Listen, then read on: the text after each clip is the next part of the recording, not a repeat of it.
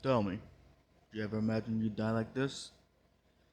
Actually, yes, this is exactly how I imagine I'd die.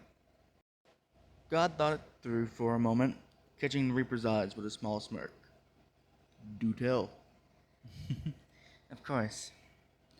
There's a stunning silence in death, she supposed, a last sigh of release as the steady push and pull of life finally relents, and the spark leaves their eyes, a final understanding between the creation and its creator. Sometimes they were unwilling to go, kicking and threatening and screaming their way out. She hated those kinds of jobs. They were usually filled with rich, swanky old men who insisted on calling her sweetheart and babe. Other times there were arrogant young people who believed that life owed them more, a shred of respect, though they showed it none. Her favorites, though, were the kind old women, the ones who sat her down with a cup of tea before taking the hand she'd offered with a warm smile. They recounted their younger years, making her laugh, saying, "Oh, hon, my mother would have loved you." A memory crosses her mind, a time quite like this from many years back. She did. Children were always a wild card. The smaller ones tended to be less angry, more in awe of her. They'd grin, ask if she was God with a playful spark in their eyes, and after she sent them away with a hug, tears threatened her eyes. Sometimes they were angry, be it at their parents or even her. She'd always take their punches and screams, wait for them to calm down, her outstretched hand never wavering. This job made her cry a lot, now that she looks back on it. Teenagers were interesting, to say the least. Some only offered a hug and a somber smile before they asked to leave.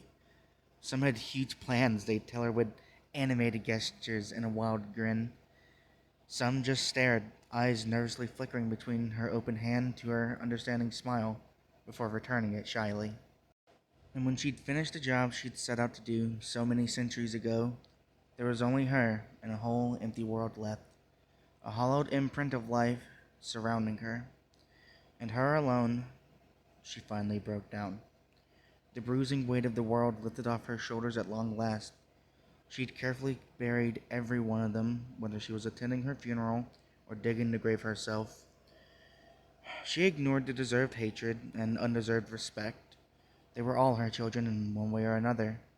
Then she too left, salted tears still drying on her cheeks, as red bloomed from her side. Her work, in its terrible entirety, was done.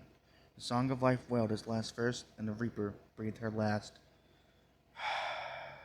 You loved them only as a mother could, God said, a sadness hiding behind their eyes, and they all loved you in return. Fresh tears sting her eyes as she looks down at the decaying earth below the clouds. I suppose that's all I ever wished for. You did well. Thank you.